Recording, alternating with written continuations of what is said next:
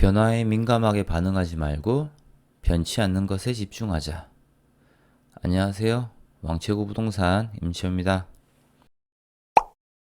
대관세찰. 지난 영상에서는 주식 투자를 함에 있어서 대관을 알아봤습니다. 결론은 뭐죠? 우상향하는 주식시장에서 투자를 해야 된다. 이거였죠. 우상향하는 주식시장에는 일본이 있었고 미국이 있었죠. 일본은 마음고생이 많은 우상향이고 미국은 꾸준한 우상향이라고 했습니다. 이런 생각할 수 있어요. 마음고생을 하더라도 수익률이 좋으면 일본 시장이 더 좋은 거 아니냐? 그러면 수익률을 한번 비교해 볼게요. 위에 있는 파란색 선이 미국, 아래에 있는 녹색 선이 일본입니다. 10년 전쯤에 같은 금액을 투자했을 때 수익률이 2배 이상 차이가 나죠. 왜 이런 우상향과 왜 이런 수익률이 나오는지에 대해서는 이 그림으로 설명드렸죠. 이번 영상에서는 세찰에 대해서 알아보겠습니다. 미국을 대표하는 주가 지수가 중장기적으로는 우상향을 하지만 단기적으로는 출렁거리죠. 하지만 미국 정부는 최대한 빨리 그 주가를 회복시키기 위해서 최선의 노력을 합니다. 어떨 때는 진실을 왜곡시켜 가면서까지도 빠른 회복을 위해서 노력하는 모습을 보이기도 하거든요. 그만큼 미국에서는 주식시장이 초미의 관심사이기 때문에 어떠한 당이 집권하든 여야를 떠나서 합심하는 모습을 보이는 겁니다. 그래서 미국에 있는 유명한 회사들 중에 아무 주식을 사면 된다는 소리냐? 그건 아니라고 했죠. 미국을 대표하는 지수에는 다우존스, 나스닥 100, S&P 500 이런 지수가 있는데 미국은 이러한 지수의 중장기적인 우상향에 신경을 쓴다는 거지 개별 기업의 주가를 올리는 것에는 관심이 없습니다.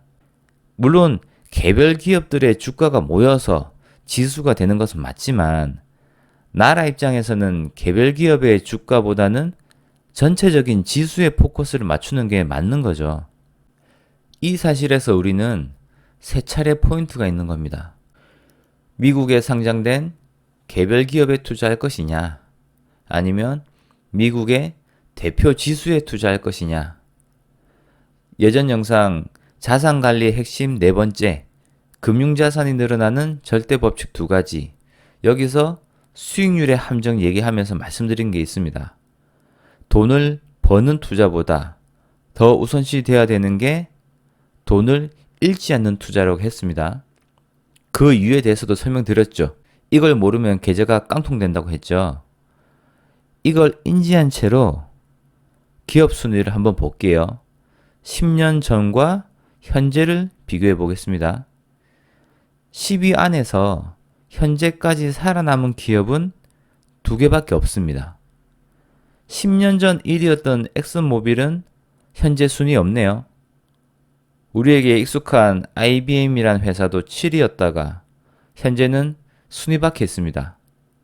그러면 10년 전 1위였던 엑슨모빌 한번 보겠습니다. 10년 전 그 당시까지만 생각하면 계속 돈을 벌어줄 것 같은 투자처였겠지만 현재는 하락세죠.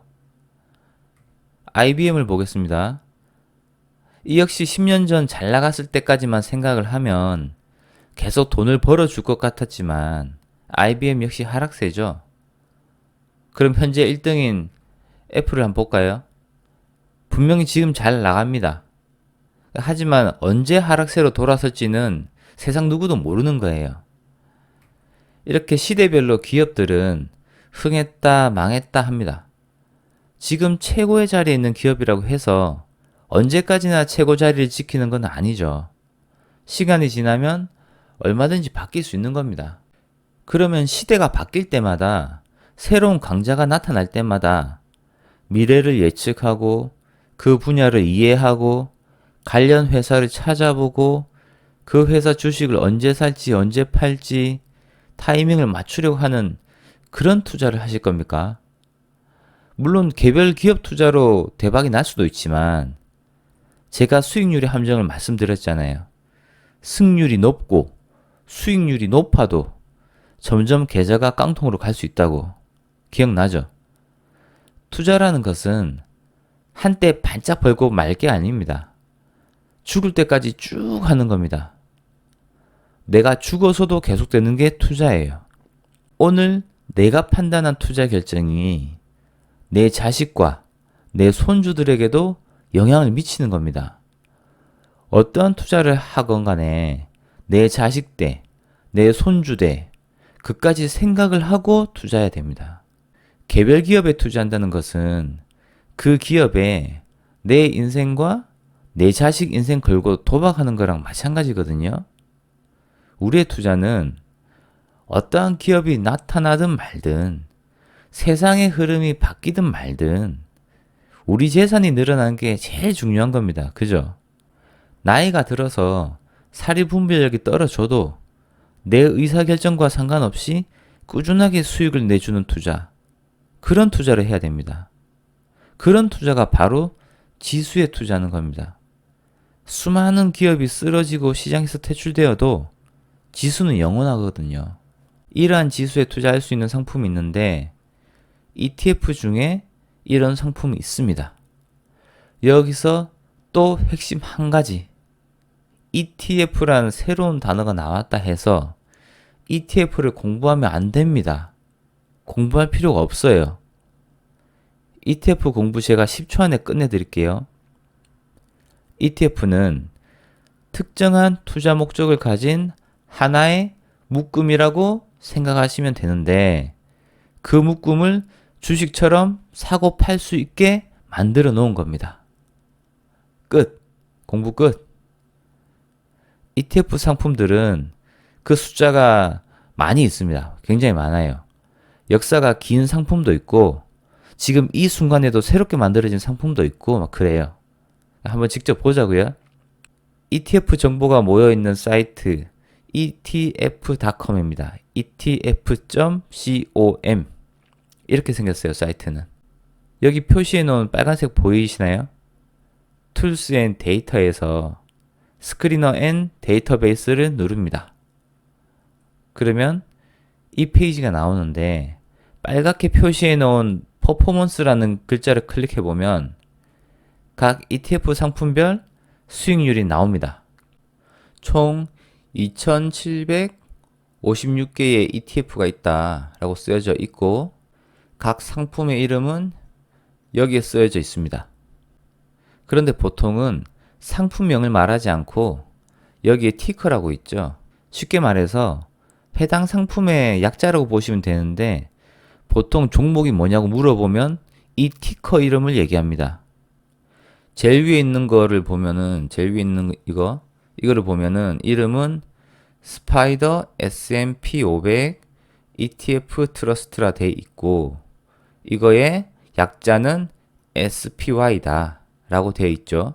그리고 수익률 최근 1년간의 수익률을 봤었을 때 24.83% 수익률을 올렸다. 그리고 최근 3년간의 수익률을 봤을 때 19.90%를 매년 19.90%씩 3년 동안 꾸준하게 수익률을 올렸다. 최근 5년을 보면은 17.60%를 매년 수익률 냈다. 최근 10년으로 보면은 15.94% 수익을 매년 10년 동안 매년 10번을 냈다는 거죠. 이렇게 수익을 냈다 라는 뜻입니다. 여기서 SPY 써 있는 거 이거를 클릭하잖아요. 클릭해서 들어가 보면 이렇게 써 있습니다. 이 SPY 한 주의 가격은 453.42달러다. 한국 돈으로 대충 1000만, 10만 대충 한 50만 원 정도 되겠네요. 그죠? 한국 돈으로 50만 원. 이 SPY라는 한 주를 사는데 50만 원 정도 들어간다. 지금 영상을 찍고 있는 이 날짜 시세로 봤었을 때 그런 말이고 밑으로 조금 내려가면 주가 변화 그래프가 있고, 더 밑으로 내려가면 이 SPY란 ETF 상품은 어떠한 기업들이 담겨져 있는지가 보입니다. 파란색으로 표시해 놨죠. S&P 500 지수 추종 상품이기 때문에 500개의 기업들이 담겨져 있는 상품인데, 이 중 위에 10개의 회사, 상위 10개죠. 상위 10개의 회사가 이렇게 파란색으로 쓰여져 있습니다. 이거는 무슨 뜻이냐면은 SPY라는 상품 하나를 100%로 봤을 때 이 상품에서 애플 있죠. 애플은 6.61%를 담아놨다.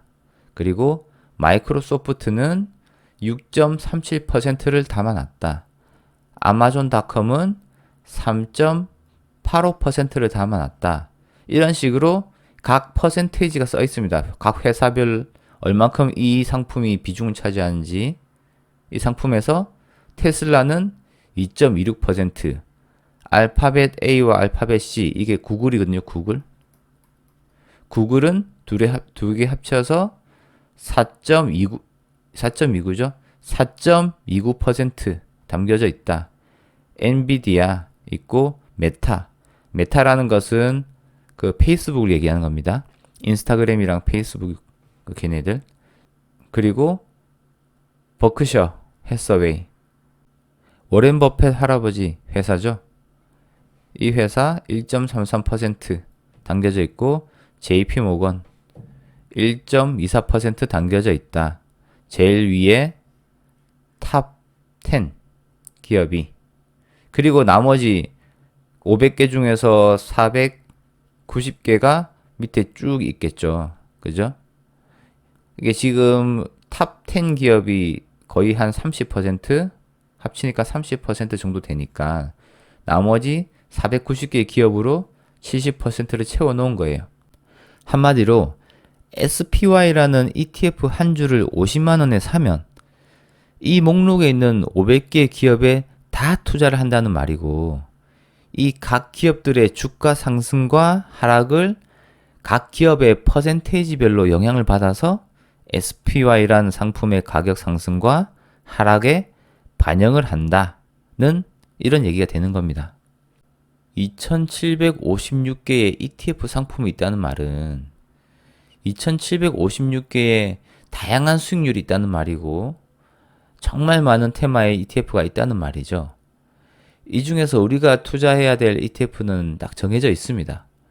미국의 대표적인 주가 지수를 추정하는 ETF를 보면 되는데, 이걸 알기 위해서는 리밸런싱이라는 개념을 알아야 되고, 어떻게 수익률을 비교하는지도 알아야 되는데, 그건 다음 영상에서 말씀드리겠습니다. 또 ETF를 어떻게 사는지에 대해서도 말씀드리겠습니다. 아마 다음 영상에서 수익률을 보면 아주 깜짝 놀랄 거예요. 그럼 다음 영상에서 뵙도록 하겠습니다. 감사합니다.